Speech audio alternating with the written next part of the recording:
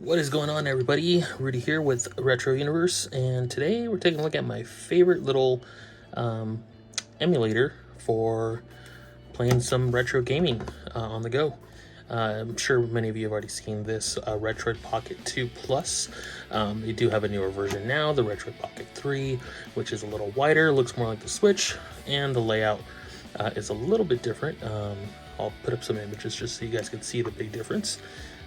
But this guy is my go-to handheld right now when it comes to portable emulation. Now, you can play up to Dreamcast games. The website does say that you can, quote-unquote, can play GameCube and PS2, but don't even bother. The games don't run well at all, not even to a playable state where you'll maybe get away with it. So Dreamcast and below, we're talking N64, PS1, PSP even, Super Nintendo, regular Nintendo, and of course your Game Boy, Game Boy Color, Game Boy Advanced, and stuff like that. So that's mainly its purpose. So let me go and show you guys a little bit of the system. So taking a look at the system, you got your like analog stick, very similar to the Switch Joy-Cons. It's small, but it does the job. Honestly, if you're playing some of the older stuff, you're mainly going to be using the D-pad, which works great. Definitely functional D-pad. You got your menu button for the like Android side of things. Then you got select start, and then of course you got your BA, XY buttons, which for each emulator they can be, the inputs can be changed around and moved around. Then you got your L, R, ZR, and CL. And then you got your micro USB charging, which is great. You have, I think it's mini HDMI output, so you can go ahead and put that out to a TV, and you can connect a Bluetooth controller like a PS4 controller or an Xbox controller. So you can technically play Dreamcast games on this, shoot it up to the TV, and then play with a PlayStation or an Xbox controller, which is pretty cool. Now the right analog, which is more of a slidey thingy, very reminiscent of like the PSP. So it doesn't tilt, it's just flat and stuff. So yeah, the one advantage that they put out with the Retroid Pocket 3 is that the analogs are the same. So it doesn't have this little like slidey analog. It has one more reminiscent of this. Yeah, so let's take a look at the actual system itself. Alright guys, so to wake up this guy from sleep or to turn it on for the first time, you just press the power button up here. And it'll wake up. And so this is your menu here, which is the Retroid launcher. So if we go to quit, you're going to get your Android style menu here, and then you just go to Retroid launcher from here.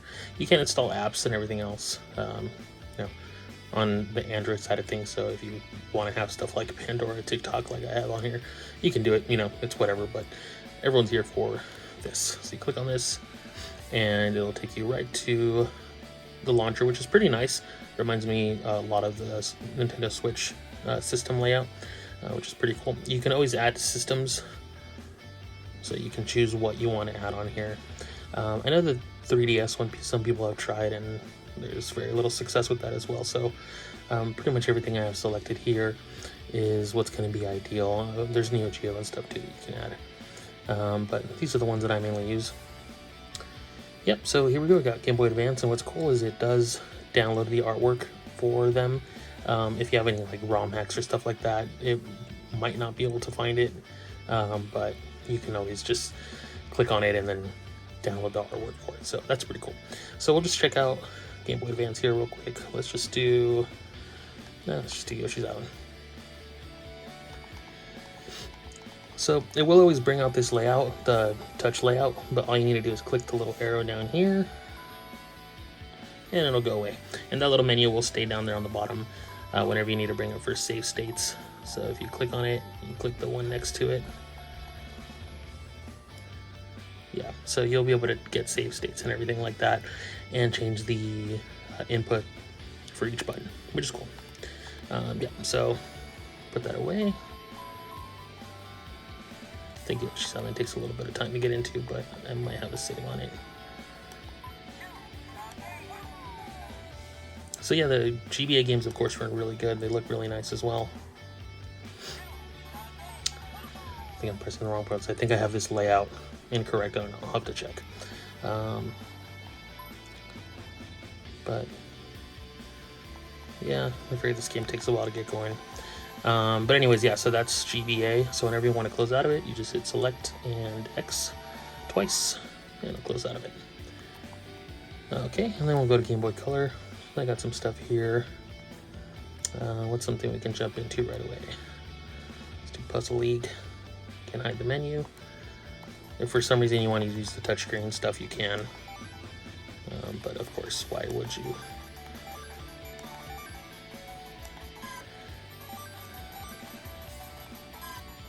I think I have the layout weird here.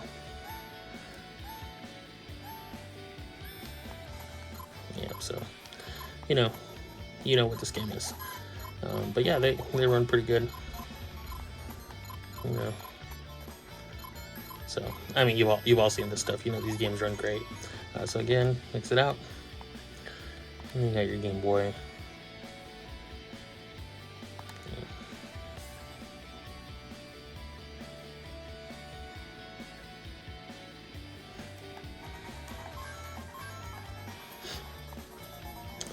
This game.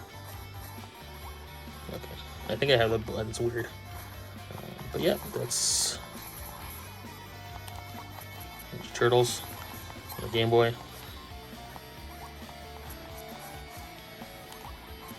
So we'll try another game because I know this game can kind of run like butt. Let's do Super Mario Land. Now, this is a ROM hack, so it adds color and everything to it.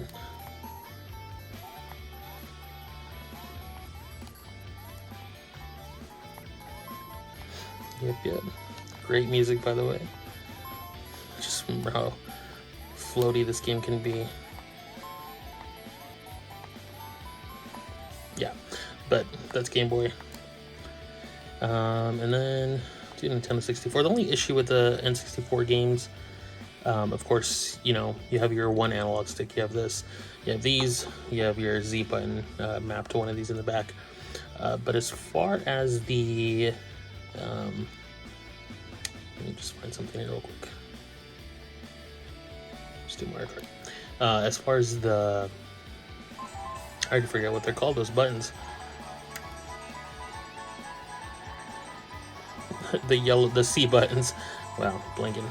You have them mapped to this thing. So whenever you want to, use your power-ups or stuff like that, or the camera controls, I believe we're done with that. These bring up the menu for some reason. Yeah, so the layout's a little weird.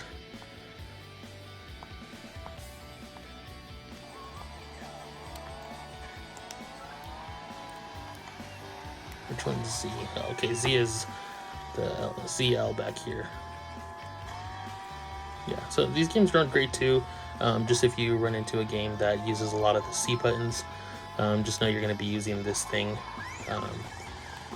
It still works for like Legend of Zelda and stuff, Ocarina of Time, since all you're doing is switching between items for it. But yeah, these games run good as well.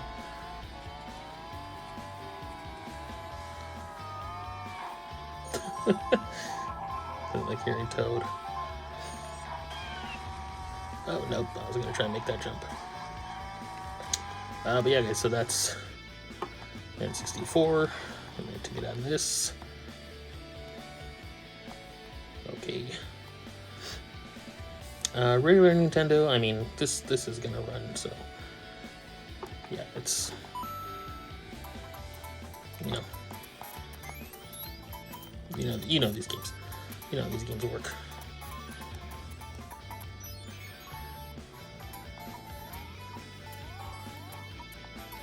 Yeah, so SNES runs great. I really don't know what's up with my layout. I don't know why it's all out of whack right now. But yeah, sure, that runs good. Super Nintendo, of course, Yoshi's Island is one of those games that is known for not running well on, the emulator, so it actually runs really well in here.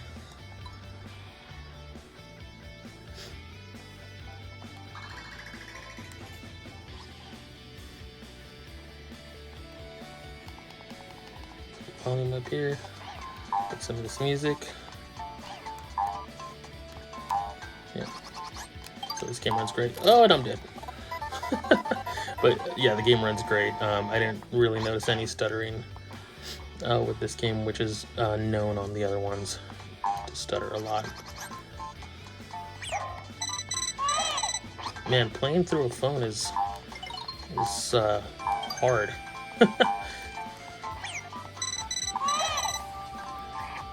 There we go. It's been a while. It's been a while. Yeah. But anyways, guys, you get it. And then we'll get into Dreamcast here. It's gonna just do Freeze Taxi. So what this does, it usually just bumps. Oh, never mind. It goes right into the game. Never mind. Whoa. Oh, yeah. I forgot. If you hit select, it does the turbo mode, so we don't need to do that.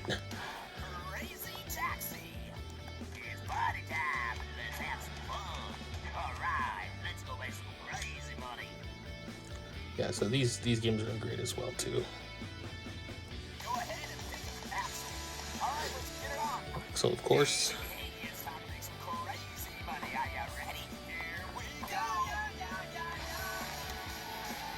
Alright.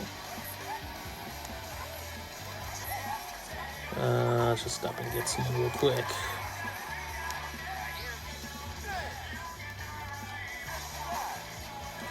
Yeah, so you can see, runs good. Runs just about as good as it does on the Dreamcast, and it's, like I said, it's cool you can play this on the TV as well, which is really cool. Yep. So that's that. Alright. You guys get it. It's Crazy Taxi. Forgot. Okay, so with that, you have to hit the menu for those. Alright, I'm going to take a little stop here. Okay, so on to some PlayStation games. You know, I don't remember if I actually got this working from last time. Yeah, so I still need to get the PS1 stuff working, but it does work. I can promise you it works.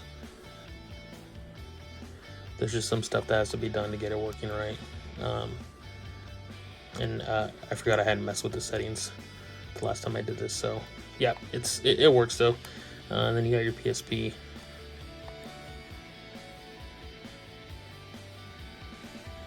Which also works great for the most part. I know games like God of War, which require a little bit more power, don't run as great.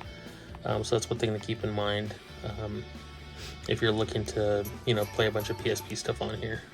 Just know that some of the more high demanding games, probably not ideal. Stuff like Persona or, you know, Final Fantasy Tactics, stuff like that are a little slower paced, totally fine. Yeah, so PSP is fine. Yeah, guys, so that's pretty much what I have set up on mine. I do use it often, and it's pretty cool. Whenever you want to add ROMs, you know, you just go here, and then you click on ROMs down here at the bottom. And then you hit scan, so you put in, you know, your directory for the ROMs and everything like that. Hit scan for each system. You'll have a folder for each system, and, you know, then it'll put them in its each spot. And then, yeah, it's cool because it'll, you know, try and get the cover art and everything for it, which is really neat. But that is my look at the Retroid Pocket. It's a really cool little device. It's $100 on their site on GoRetroid.com. I'll put the link below. They have a few different colors you can choose from. It does have for the micro SD card right here. So that's where that goes. And it's nice that it's USB-C. So that's my video, guys. Hopefully you enjoyed. If you have any questions or want to talk about this thing, if you plan on getting it, go ahead and leave some comments down at the bottom. And I'll see you later. Bye.